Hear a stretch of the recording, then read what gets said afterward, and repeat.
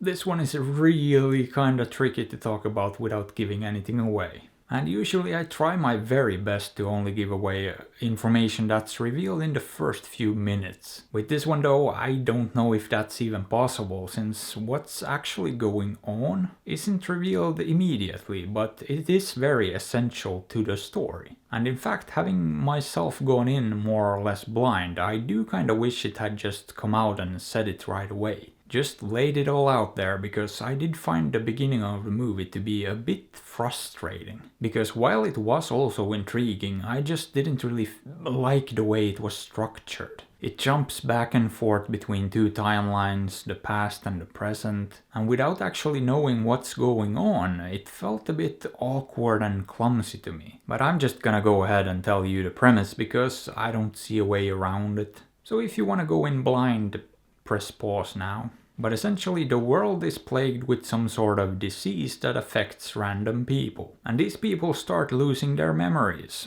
Some lose them slowly, some all at once. This of course causes a lot of problems in society, and people need to find ways to cope with it. All of which feels very topical, even though this was made way before the current situation we're living in. But the story here follows a young couple who are very much in love and have to deal with all of this going on as well. And I liked that idea of a memory virus. It felt like a pretty interesting premise, to be honest. I thought there were a lot of creative and interesting things they could do with this story. And how could a story like this not work when you have great actors in the leads too? Because the main characters are played by Jack O'Connell and Olivia Cook. And I'm a big fan of both of those. From the movies 71 to Thoroughbreds, they've made some good stuff. And I thought Olivia Cook just knocked it out of the park with her performance in Sound of Metal recently too. And you know what? They were really good in this too. They were the glue that held it all together. They're just charming and likable, and I thoroughly enjoyed the central performances here. I also very much enjoyed the score. It was just kind of ethereal and beautiful. And in general, I don't really have a lot of bad things to say about this.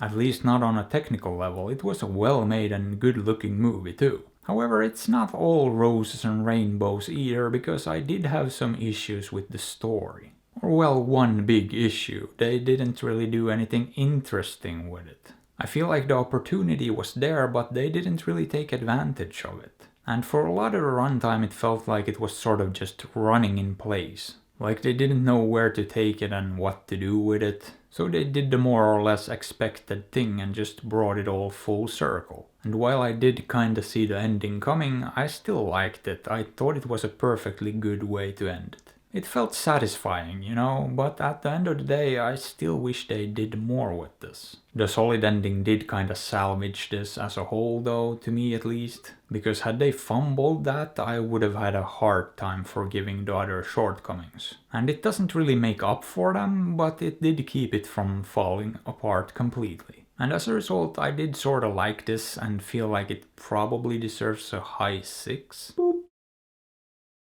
But how about it? Would I recommend it? It's not a bad movie by any stretch. So you know, maybe check it out or don't. After all, I'm not your dad. But hey, what are your thoughts on this? Have you seen it? Did you like it? Let me know. And if you enjoyed the video, maybe give it a thumbs up or sub to the channel, because that would be fantastic.